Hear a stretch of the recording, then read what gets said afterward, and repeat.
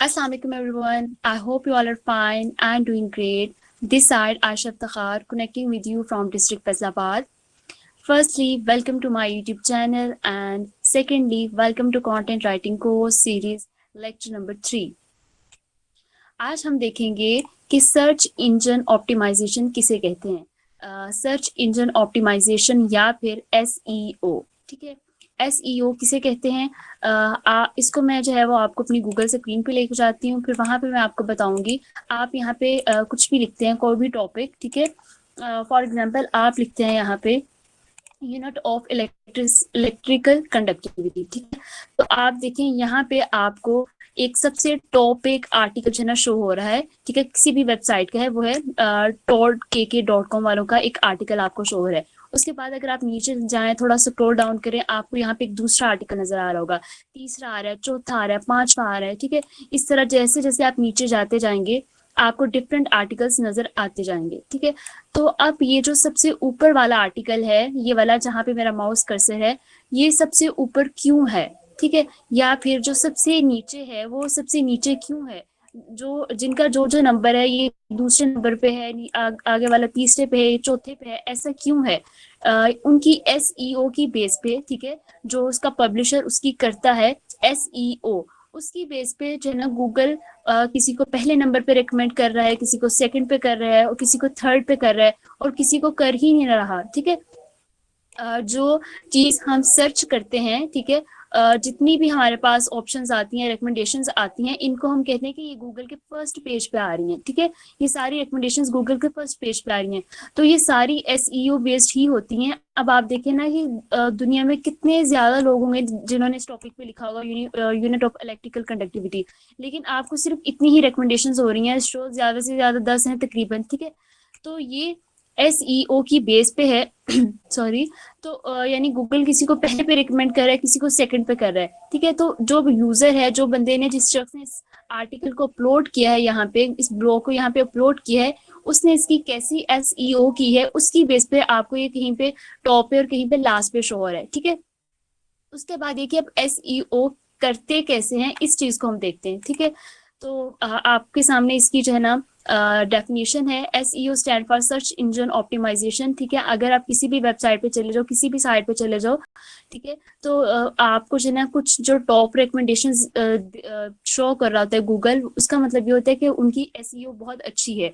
और जो बिल्कुल लास्ट पे, उसका मतलब ये कि उनकी SEO उन टॉप वालों की निस्बत थोड़ी वीक है, ठीक है। अब हम देखते हैं कि इनको करते कैसे, कौन कौन से फैक्टर्स हैं जो आपको SEO में करते होते हैं, ठीक है। सबसे पहले हमारे पास आ जाता है पहला पॉइंट, कीवर्ड रिसर्च, ठीक है।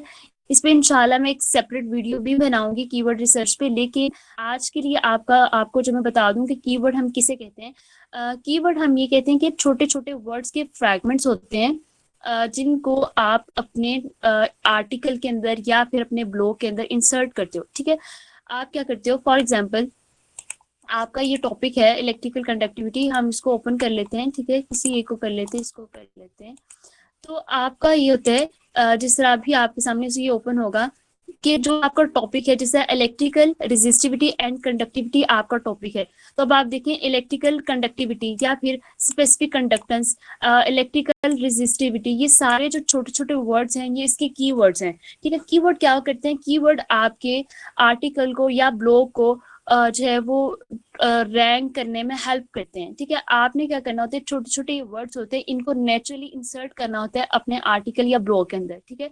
बहुत नेचुरली इंसर्ट करते हैं। आपको ये वाले वर्ड्स अब मिलते कहाँ से, ये आपको इस तरह मिलते हैं कि आपने सिंपल गूगल पे जा, इसके काफी ज्यादा तरीके हैं, ठीक है। मैं आपको सबसे आसान तरीका बताती हूँ कि आपने जो है वो कीवर्ड्स को किस तरह से फाइंड करना है। आपने गूगल पे जाके लिखना है अपना टॉपिक, टॉपिक लिखने के बाद आप देखेंगे आपने गूगल को स्क्रॉल करके बिल्कुल लास्ट पे चले जाना है।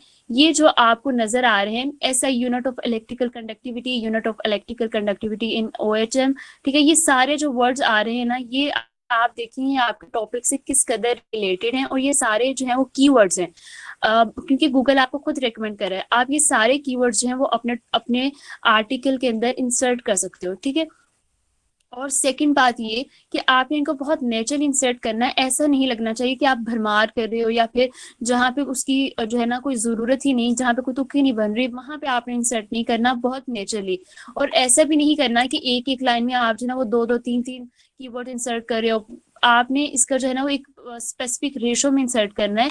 आपने वक्फे के साथ एक पैरा में एक इनफ है, ठीक है। तो आपने बहुत ज्यादा जो है ना कीवर्ड्स एक ही जगह इंसर्ट ये सोच के नहीं करने कि आप शायद अगर ज्यादा कीवर्ड्स करेंगे तो आपको जो है वो ज्यादा रैंकिंग मिलेगी, ऐसा नहीं है, ठीक है। उसके बाद आ जाते हैं हमारे पास कीवर्ड की टाइप्स। कीवर्ड्स हमारे पास दो तरह के होते हैं, एक होते हैं प्राइमरी और एक होते हैं सेकेंडरी, ठीक है। एक कीवर्ड्स होते हैं प्राइमरी और दूसरे होते हैं सेकेंडरी। अब प्राइमरी कौन से होते हैं और सेकेंडरी कौन से होते हैं? वो वाले कीवर्ड्स जिनको आप बहुत ज्यादा रेशो में इस्तेमाल करते हो उनको हम कहते हैं प्राइमरी। जिनको ऐसे कीवर्ड जिनको आप यानी कि सेकंड नंबर पे सेकंड प्रायोरिटी देते हो उनको हम कहते हैं सेकेंडरी कीवर्ड्स, ठीक है। जिनको आप ये कह लें जिनको आप 75% जो कीवर्ड आप इस्तेमाल कर रहे हो उस कीवर्ड को हम कहते हैं प्राइमरी। और जिसको आप बहुत कम रेशो में इस्तेमाल कर रहे हो उनको हम सेकेंडरी कहते हैं। प्राइमरी कीवर्ड एक ही होता है और जो सेकेंडरी होता है वो ज्यादा होते हैं, ठीक है। प्राइमरी एक से एक या दो भी हो सकते हैं, ठीक है।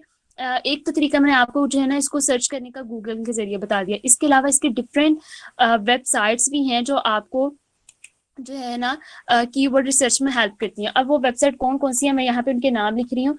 फॉर एग्जाम्पल उबर सुजेस्ट, ठीक है। उबर सुजेस्ट जो है वो आपको, आप इनकी वेबसाइट पे जाते हैं, वहां पे जाके आप अपना टॉपिक लिखते हैं और वो आपको नीचे काफी ज्यादा कीवर्ड्स जो है वो वॉल्यूम के हिसाब से आपको शो करता है, ठीक है। इसके अलावा जो है वो सैमरश, ठीक है। ये सारे जो है ना ये डिफरेंट आपके सामने है। इसके अलावा keyword researcher, keyword researcher keywords पे मैं इंशाल्लाह एक जो है ना वो सेपरेट वीडियो भी बनाऊंगी ताकि आपको इन टूल्स को इस्तेमाल करना सिखाऊं कि आप कीवर्ड को, उबर सुजेस्ट को, सैमरिश को और कीवर्ड रिसर्चर को किस तरह से इस्तेमाल कर सकते हो, ठीक है। तो लेकिन आज के लिए आपको सिर्फ इतना ही पता चल जाए कि आप जो सबसे मोस्ट सिंपलेस्ट और सबसे ज्यादा अच्छा जो तरीका है, आप जाके सिंपल गूगल पे अपना टॉपिक लिखते हैं और जो लास्ट पे आपको ये नजर आ रहे होते हैं ये आपके पास कीवर्ड्स होते हैं।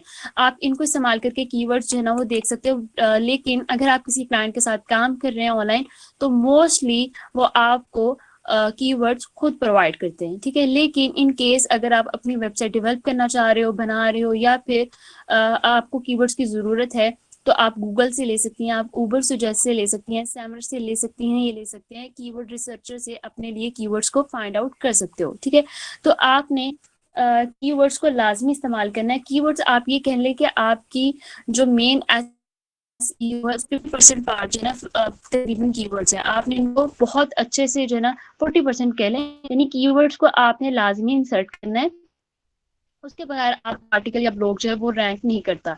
उसके बाद सेकंड आ जाता है कंटेंट ऑर्गेनाइजेशन। आप कंटेंट को ऑर्गेनाइज करवाना, अच्छे से लिखना, ये बहुत जरूरी है। अब ऐसा नहीं होना चाहिए कि आप कंक्लूजन वाली बातें स्टार्ट पे कर रहे हो, इंट्रोडक्शन वाली जो है वो लास्ट पे कर रहे हो, और या फिर स्टार्ट या एंड जो है ना वो अच्छा नहीं कर रहे, दरमियान में जो उसका बॉडी है उसमें जो है वो अनरेलिवेंट चीजें लिख रहे हो, ऐसा कुछ नहीं होना चाहिए। आपने इरेलीवेंट नहीं, आपने बिल्कुल उससे रेलिवेंट चीजें लिखनी है जो वहां पे लिखनी चाहिए, ठीक है। और सेकेंडली आपने जो स्टार्ट करना है इंट्रोडक्शन से, डायरेक्ट जो है ना वो टॉपिक से स्टार्ट नहीं कर देना। आपने यूजर को या रीडर को बिल्कुल इस तरह से करना है कि वो आहिस्ता आहिस्ता आपके टॉपिक में उतरे, ठीक है। आपने डायरेक्ट इंट्रो में जो है ना वो टॉपिक को लेके नहीं बैठ जाना। फॉर एग्जाम्पल अगर मैं आपको कहूँ ना कि आपका टॉपिक है एग्जाम प्रेशर या exam stress are real fair, ठीक है, ये आपका टॉपिक है। तो आपने एग्जाम से लिखना स्टार्ट नहीं करना, आपने पहले स्ट्रेस के को या फिर ना एंजाइटी, डिप्रेशन, ये जो थोड़े सोशल इश्यूज हमारे इस तरह के हैं इनको लेके स्टार्ट करना है। आहिस्ता आहिस्ता आपने एग्जाम की तरफ आना है, फिर आपने एग्जाम स्ट्रेस को बताना है, फिर आपने इसकी जो है ना वो नेक्स्ट सिम्टम्स बतानी है, फिर आप इसकी कॉजेज को बता लें।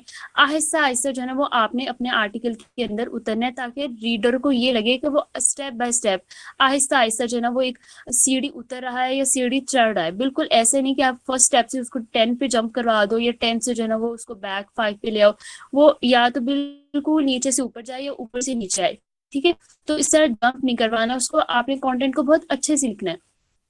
थर्ड हमारे पास आ जाता है यूजिंग कीवर्ड्स इन टॉपिक्स, ठीक है। तो आपने कीवर्ड को जो है ना वो टॉपिक के अंदर लिखना है। या ऑलरेडी हम पॉइंट लिख पढ़ चुके हैं कि आपने किस तरह से कीवर्ड को टॉपिक के अंदर जो है ना यूज करना है। बॉडी के अंदर आपको मैं बता चुकी हूँ। यहाँ पे टॉपिक से मुराद ये है कि फॉर एग्जांपल अगर मैं कहूँ ना कि हमारा टॉपिक है एग्जाम प्रेशर रियल फेयर, ठीक है। मैं अगर कहूँ कि ये हमारा जो है ना वो टॉपिक है, तो आपका जो है ना कीवर्ड अगर है एग्जाम प्रेशर, ठीक है, तो ये वाला जो आपका कीवर्ड है ये आपके टाइटल के अंदर लाजमी आना चाहिए। इन केस आपको कोई ऐसा जो है वो कीवर्ड नहीं मिल रहा जो आपके टॉपिक में नहीं है, तो आपने जो है ना आप खुद भी अपनी थोड़ी कॉमन सेंस को इस्तेमाल करते हुए वहां से कीवर्ड्स को निकाल सकते हो। फॉर एग्जांपल आप यहाँ से एग्जाम प्रेशर को जो है ना वो कीवर्ड ले सकते हो। तो कीवर्ड आपके टॉपिक के अंदर लाजमी इंक्लूड होना चाहिए ताकि वो एसईओ को ज्यादा बेहतर बनाए और आपका जो कंटेंट है उसको रैंक करने में हेल्प करे, ठीक है। उसके बाद ये कि कंप्रीहेंसिव एंड सॉर्टेड कंटेंट, ठीक है, ये हम पहले ही बात कर चुके हैं कि कंप्रीहेंसिव और सॉर्टेड कंटेंट से क्या मुराद है कि आपने जो है ना एक बात को बार बार नहीं लिखना, ठीक है। बार बार लिखने से मुराद ये है कि अगर आप कह रहे हैं ना कि एग्जाम स्ट्रेस होता है, एग्जाम स्ट्रेस होता है, ठीक है, आप बस उसी को कही जा रहे हैं, आगे बता ही नहीं रहे, या फिर आप एक ही चीज को लेके बैठ गए हैं कि जो है ना स्ट्रेस क्या होता है, एंजाइटी क्या होती है, बार बार एक ही चीज को उसे आगे नहीं बढ़े, सिर्फ ये बताई जा रही है एग्जाम स्ट्रेस होता है होते होते, तो यूजर रीडर जो है ना वो पढ़ता पढ़ता बेचारा बोर हो जाएगा एक ही बात को। तो आपने बहुत प्रिसाइज लिखना है, एक बात को बार बार रिपीट नहीं करना, एक बात को जो है वो पकड़ के लंबा नहीं करना, ठीक है। आपने अपने कंटेंट को बहुत कम्प्रीहेंसिव और बहुत प्रिसाइज लिखना है और रिसर्च बहुत अच्छी करनी है। मैं आपको बताऊं, अगर जो है ना लोग अक्सर कंफ्यूज कर देते हैं कि जो कंटेंट राइटिंग होती है ना वो शायद हमने 100% क्रिएटिव लिखना होता है। ऐसा नहीं है, आपको सारे का सारा जो कंटेंट है वो खुद नहीं लिखना होता, बल्कि आपकी रिसर्च बहुत मैटर करती है, ठीक है, बहुत ज्यादा। जितनी अच्छी आपकी रिसर्च होगी, जितना अच्छा आपको जो है ना वो लिखना आता है, उतना जितना आप रिसर्च कर लोगे उतना ही अच्छा आपका जो है ना वो कंटेंट बनता जाएगा। तो आपने रिसर्च बहुत अच्छी करनी है और रिसर्च करने के बाद आपने जो है ना वो प्रिसाइज कंटेंट अपलोड करना है। उसके बाद नेक्स्ट हमारे पास अगला पॉइंट आ जाता है, फिफ्थ वाला, मेटा डिस्क्रिप्शन। मेटा डिस्क्रिप्शन क्या होती है?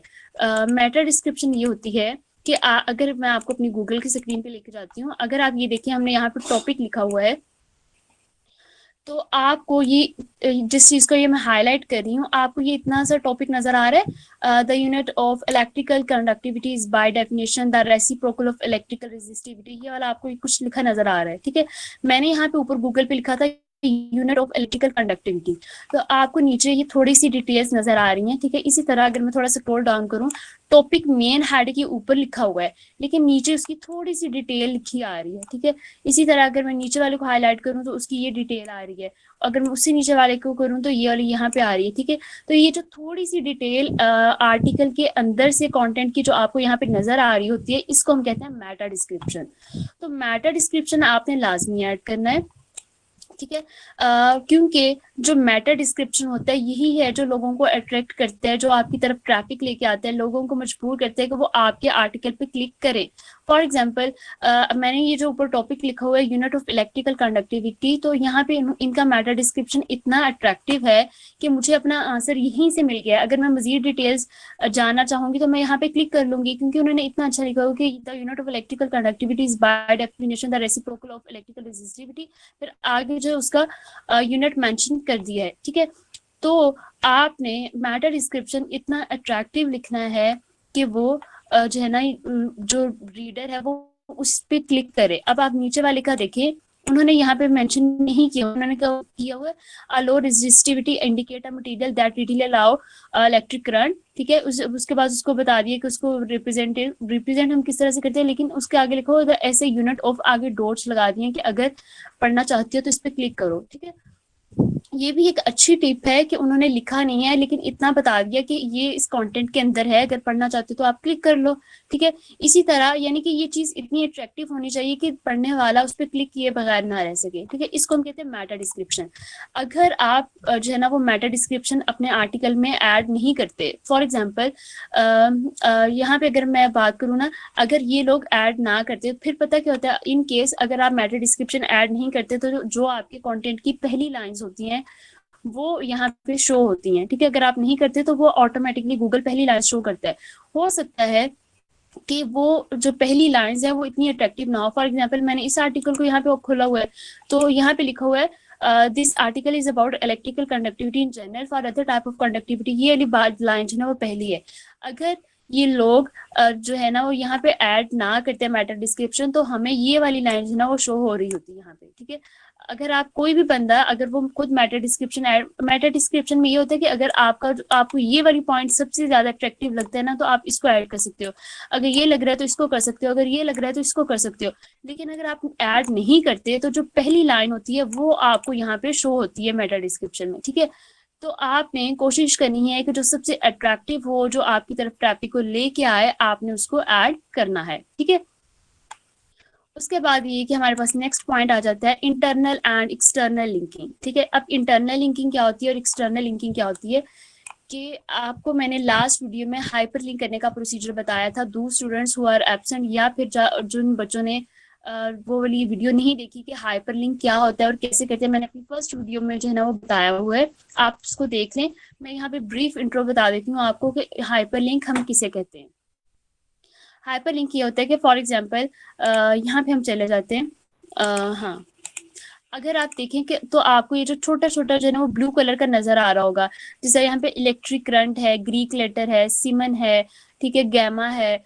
आपको ये कुछ वर्ड जो है ना वो ब्लू कलर में नजर आ रहे होंगे। जैसे रजिस्टर है, मैं यहाँ पे अपना माउस लेके जाती हूँ तो मुझे नीचे सारी डेफिनेशन शो करता है। मैं कंडक्टर पे लेके जाती हूँ तो मुझे वो कंडक्टर की डेफिनेशन शो कर रहा है। मैं इलेक्ट्रिकल रेजिस्टेंस में लेके जा रही हूँ तो उसकी शो कर रहा है, ठीक है। अब इस पे अगर मैं क्लिक करूंगी ना तो ये ओपन हो जाएगा, ठीक है। तो ये पता है क्या करते हैं, इन जो है ना, जैसे विकिपीडिया का मैंने यहाँ पे खोला हुआ है, आप कोई भी किसी भी एग्जांपल ले सकते हैं। मैंने न्यू आर्टिकल इसलिए नहीं खोला ताकि वक्त आया ना, मैं आपको कोई और भी दिखा देती हूँ, या कोई और हम खोल लेते हैं, इसको देख लेते हैं, ठीक है।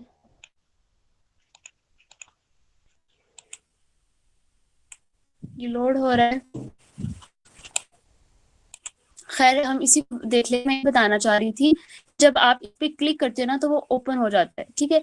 तो ये होता ये है कि इसका मतलब ये है कि इस वेबसाइट वाले शख्स ने इलेक्ट्रिकल रेजिस्टिविटी और कंडक्टिविटी पे लिखने से पहले इलेक्ट्रिक करंट पे भी लिखा हुआ है, इस पे भी लिखा हुआ है, इस पे भी लिखा हुआ है, और उसने उस आर्टिकल का जो लिंक है वो यहाँ पे दे दिया है, इस वर्ड के अंदर दे दिया है, ताकि अगर पढ़ने वाला ये जानना चाहता है कि इलेक्ट्रिक करंट क्या होता है, या ग्रीक लेटर हम किसे कहते हैं, सीमन किसे कहते हैं, मीटर किसे कहते हैं, कापा किसे कहते हैं, सिग्मा किसे कहते हैं, तो वो सिंपली यहाँ पे क्लिक करे और आर्टिकल पे पहुंच जाए, ठीक है। इसी तरह जहां जहां पे भी आपको ये ब्लू वर्ड नजर आ रहा है ना, इसका मतलब है इन वर्ड को हाइपर लिंक किया हुआ है। इस वर्ड के अंदर उस आर्टिकल का लिंक दिया हुआ है कि आप सिंपली इस वर्ड के ऊपर क्लिक करेंगे और उस आर्टिकल पे पहुंच जाएंगे। अब आप भी अगर किसी चीज को जो है ना, फॉर एग्जाम्पल आप लिख रहे हो और आपने आपको जो है ना ये वाला आर्टिकल बहुत अच्छा लगा है, ठीक है। तो आप लिख रहे थे इलेक्ट्रिकल रेजिस्टिविटी के ऊपर, और आपके जो है ना वो किसी आर्टिकल के अंदर ना वर्ड इस्तेमाल हुआ है। फॉर एग्जाम्पल आप फर्ज कर लें कि ये जो है ना इंटरनल का वर्ड जो है ना, इसकी जगह आप इमेजिन कर लें कि यहाँ पे लिखा हुआ है इलेक्ट्रिकल कंडक्टिविटी। तो आपने क्या करना है, आपने सिंपली यहाँ पे क्लिक करना है, लिंक के ऊपर क्लिक करना है, यहाँ पे एड्रेस के अंदर उस आर्टिकल का जो है ना वो लिंक पेस्ट कर देना है। मैं अब आपके सामने वहां से कॉपी करके आती हूँ, ठीक है। मैंने यहाँ से कॉपी किया, मैं इस वाले आर्टिकल को जो है वहां पे हाइपर लिंक करना चाह रही हूँ। मैंने उसके लिंक को कॉपी किया, यहाँ पे इंटरनल पे क्लिक किया, लिंक पे क्लिक किया, एड्रेस पे क्लिक किया, और यहाँ पे जो है ना वो अपना लिंक को पेस्ट करके अगर मैं ओके पे क्लिक कर दूंगी ना, अब आप देखें कि इसका कलर जो है ना वो ब्लू हो गया। अब मैं यहाँ पे अपना माउस लेके जा रही हूँ तो वो मुझे बता रहा है कि ये विकिपीडिया से जो है ना का एक आर्टिकल है। आप जो अगर इस पे क्लिक करेंगी ना तो आप डायरेक्ट उस आर्टिकल पे पहुंच जाएंगी, ठीक है। तो ये जो है ना इसको हम कहते हैं इंटरनल लिंकिंग।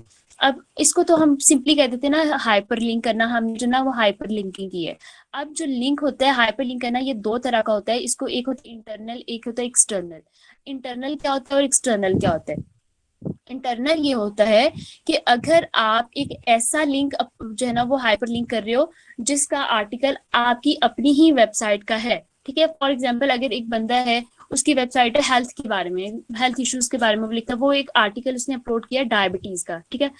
तो वो डायबिटीज के बारे में लिख रहे हैं, तो लिखते लिखते उसके अंदर दरम्यान में एक वर्ड इस्तेमाल हुआ है गूगल सॉरी उसका ग्लूकागोन का या फिर इंसुलिन का वर्ड जो है ना इस्तेमाल हुआ है। तो उस शख्स ने ऑलरेडी अपनी वेबसाइट के ऊपर जो है ना वो इंसुलिन के बारे में एक आर्टिकल लिखा हुआ है, एक ब्लॉग लिखा हुआ है, तो वो क्या करेगा, वो अपने ही आर्टिकल का लिंक जो है ना वो इंसुलिन वाले वर्ड पे हाइपर लिंक कर देगा, ताकि अगर कोई इंसुलिन वाला पढ़ना चाहता है आर्टिकल की इंसुलिन क्या होती है, वो सिंपली वहां पे इंसुलिन के वर्ड पे टैप करेगा और वहां पे पहुंच जाएगा। यानी वो शख्स अपनी ही किसी आर्टिकल का जो लिंक है ना वो वहां पे हाइपर लिंक कर रहा है अपनी ही वेबसाइट का, तो उसको हम कहते हैं इंटरनल लिंकिंग। लेकिन अगर आप दूसरे शख्स की वेबसाइट का लिंक जो है ना किसी दूसरे की वेबसाइट का या फिर किसी दूसरे की वेबसाइट के आर्टिकल या ब्लॉग का लिंक हाइपर लिंक कर रहे हो, तो उसको हम कहते हैं एक्सटर्नल लिंकिंग। तो हमने यहाँ पे अभी जो मैंने आपके सामने किया वो हमने एक्सटर्नल लिंकिंग किया है, क्योंकि विकिपीडिया मेरी वेबसाइट नहीं है, मैंने किसी की वेबसाइट का लिंक कॉपी किया और यहाँ पे जो है ना वो ला के पेस्ट कर दिया। ठीक है, अगर आप अपनी ही वेबसाइट के किसी आर्टिकल का लिंक पेस्ट करते हो तो वो इंटरनल लिंकिंग होती है, लेकिन अगर आप किसी की वेबसाइट का करते हो तो उसको हम कहते हैं एक्सटर्नल लिंकिंग। ठीक है, उसके बाद नेक्स्ट आ जाता है हमारे पास FAQ. FAQ stand for frequently asked questions. ठीक है, तो हम फैक्ट किसे कहते हैं, फ्रीक्वेंटली आस्क्ड क्वेश्चन।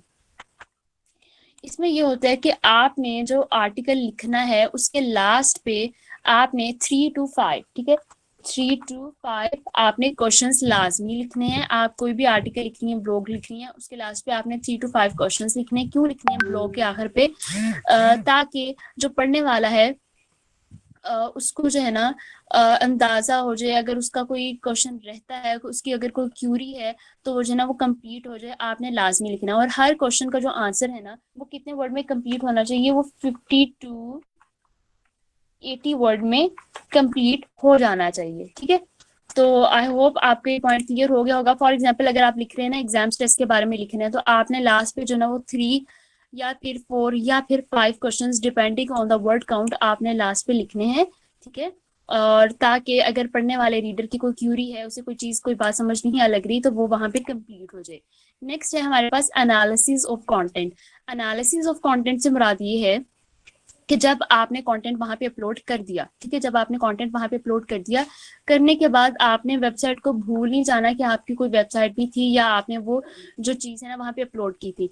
आपने उसको चेक करते रहना है। जिस तरह अगर आप इंस्टाग्राम वगैरह पे वीडियो अपलोड करते हो और बाद में देखते रहते हो ना कि कितने व्यूज आए, कितने लाइक्स आए, कितनी इसकी रीच है, ये सारी चीजें आप वहां पे देखते हो, तो इसी तरह आपने जो है ना वो देखते रहना है। क्यों देखते रहना है, इसलिए कि अगर कोई चीज यहाँ पे गूगल आपको टॉप पे रिकमेंड कर रहा है ना, तो इसका मतलब ये नहीं है कि वो हमेशा ही वहां पे टॉप पे ही रहेगी। अगर एक दफा टॉप पे आ गई है तो वो हमेशा टॉप पे रहेगी, नहीं। अगर कोई आपसे बेहतर अपलोड कर दे, अगर कोई शख्स एक ऐसा आर्टिकल अपलोड कर दे जिसकी एसईओ आपके आर्टिकल से ज्यादा अच्छी है, तो गूगल विल रिकमेंड दैट, वो उसको जो है ना आपसे ऊपर रिकमेंड करेगा आपके आर्टिकल से ऊपर। तो आपने देखते रहना है कि कौन से कीवर्ड्स को चेंज करने की जरूरत है, उन कीवर्ड्स को आपने चेंज करना है। ठीक है, जो जो चेंजेस करने की जरूरत है आपने उनको करते रहना है। अपने कंटेंट को अपलोड करने के बाद एनालिसिस क्या होता है, तज्जिया करना। तो आपने चेक करना है कि अच्छा इतनी ट्रैफिक आई है, इन ये वाले जो कीवर्ड्स है वो रैंक कर रहे हैं, मुझे ये यूज करने चाहिए, मुझे और क्या क्या चीजें करनी चाहिए। आपने भूलना नहीं है एक दफा कंटेंट को अपलोड करने के बाद, बल्कि आपने उसका एनालिसिस करना है। उसके बाद है कॉन्सिस्टेंसी इन कंटेंट। कंसिस्टेंसी से मुराद ये है कि आपने ये नहीं कि अगर आपने एक आर्टिकल अपलोड कर दिया तो अब भूल जाओ, अब 2 महीनों बाद करना है, ठीक है, फिर भूल जाओ, फिर कोई 3-4 महीनों बाद जब दिल किया तब कर दिया, जब नहीं दिल किया जब या फिर जब टाइम नहीं मिला तो ना किया।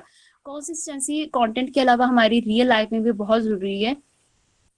अगर आप बिगिनर्स हैं, प्रैक्टिस कर रहे हैं, तो प्रैक्टिस करते जाएं। ठीक है, रोज लिखा करें, थोड़ा बहुत ही सही, 50 वर्ड से सही, 100 से, लेकिन खुद अपनी क्रिएटिव खुद कंटेंट थोड़ा बहुत लिखने की कोशिश किया करें।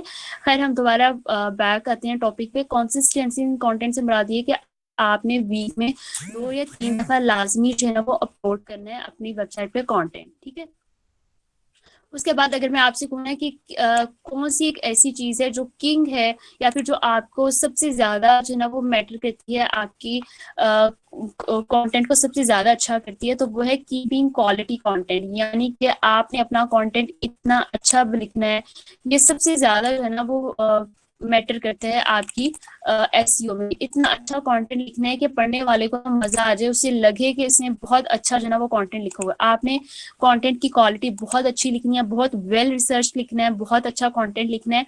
ये वो वाली चीज है जो आपको आपको जो है ना आपके कंटेंट को एक अलग ही चार्म दे देती है, एक ऐड ब्यूटी ऐड करती है। तो आपने जो है ना वो क्वालिटी कंटेंट लिखना है।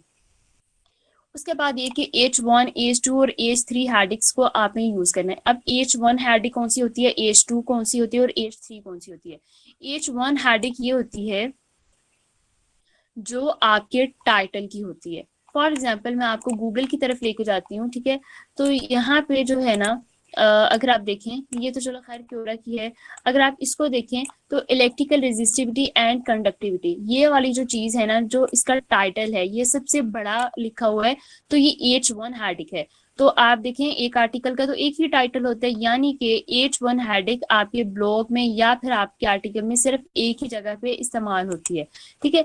इसके बाद ये कि मैं यहाँ पे जो है ना कोई और टॉपिक आपको दिखाती हूँ जहाँ पे हेडिक्स और सब हेडिक्स भी इस्तेमाल हो रही हूँ। या फिर इसको देख लीजिए, ठीक है।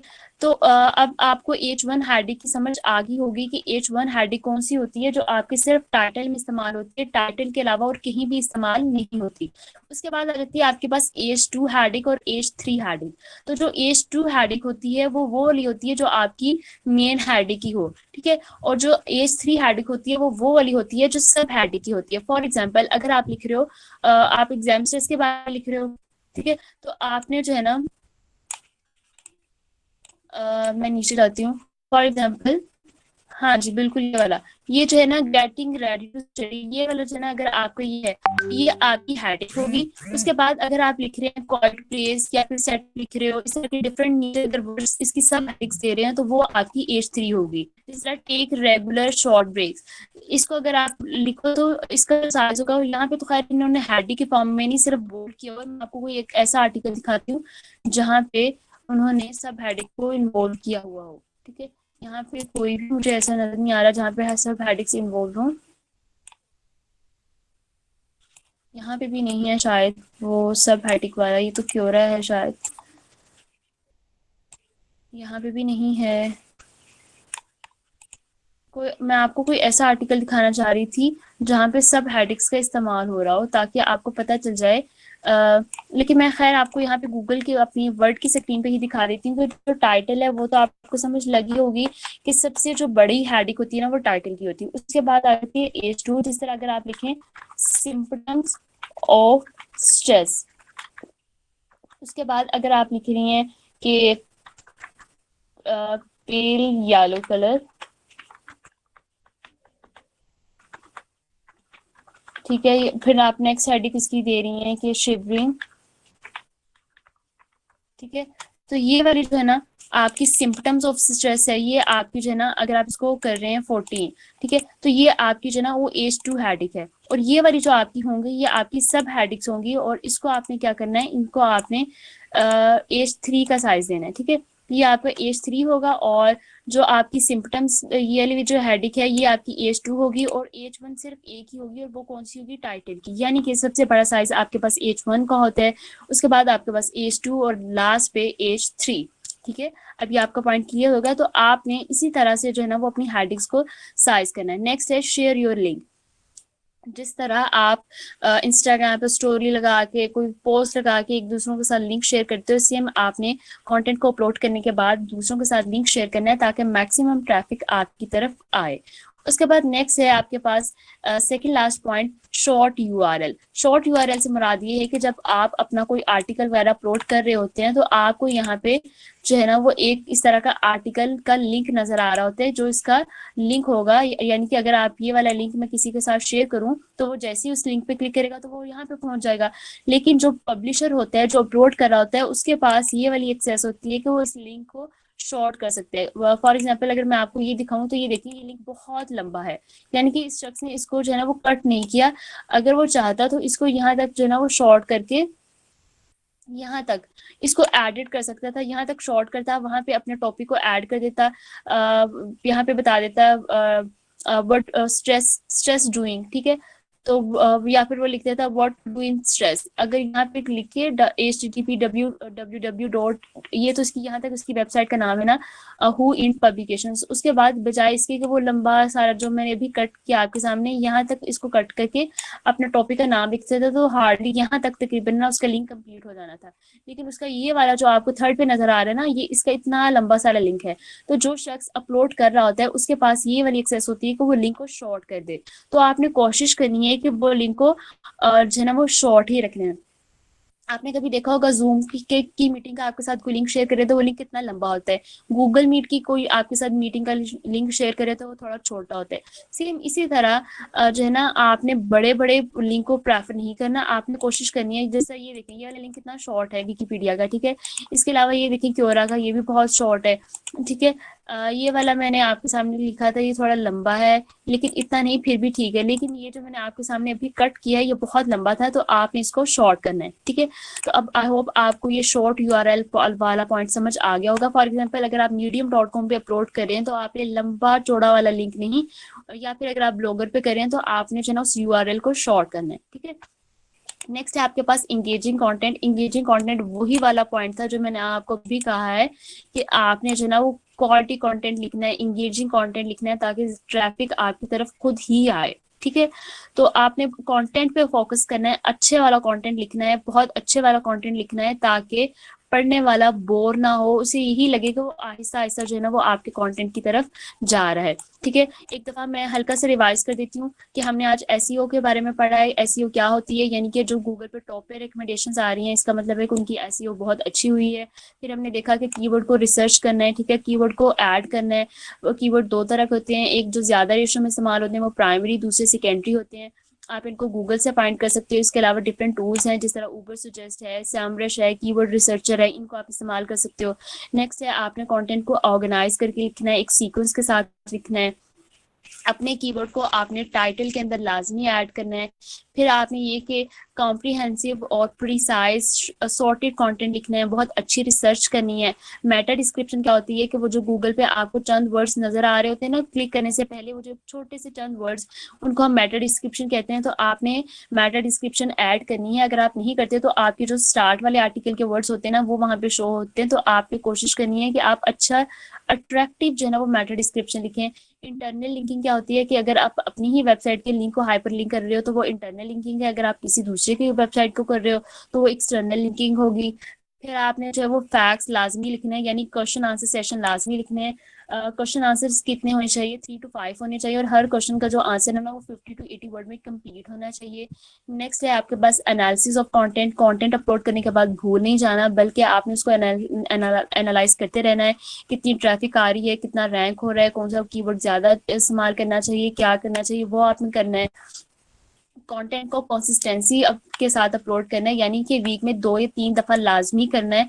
ऐसा नहीं कि जब दिल किया, जब टाइम मिला आप तब अपलोड कर रहे हो। ये वाली इस मैंने आपको हेड को आपको कहा था कि ये जो है ना वो किंग है अब एसईओ का, यानी आपने क्वालिटी कंटेंट की बहुत अच्छी रखती है।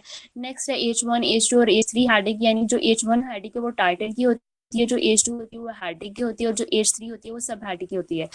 आपने इसी तरह जो है ना वो इन हेडिंग्स को इंसर्ट करना है। नेक्स्ट है कि अपलोड करने के बाद दूसरों के साथ अपने लिंक को शेयर करना है। Second last is short URL, यानी जो पब्लिशर होते हैं जो अपलोड कर रहा होता है उसके पास ये एक्सेस होती है कि वो लिंक को शॉर्ट कर सकते हैं, तो आपने लिंक को शॉर्ट करके अपलोड करना है। Last one is engaging content, यानी कि आपने बहुत इंगेजिंग कंटेंट लिखना है।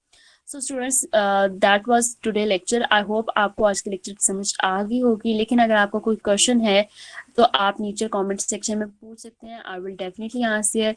तो आप जो है वो इन सारी टिप्स को ट्रिक्स को अपने माइंड में बिठाएं। नेक्स्ट टाइम जब भी आप कंटेंट अपलोड करें तो इन सारी जो है ना वो टिप्स को अपने जहन में रखें, ठीक है। बाकी इंशाल्लाह हम मिलते हैं अपने नेक्स्ट लेक्चर में। तब तक अपना बहुत ख्याल रखिएगा। अल्लाह हाफिज़।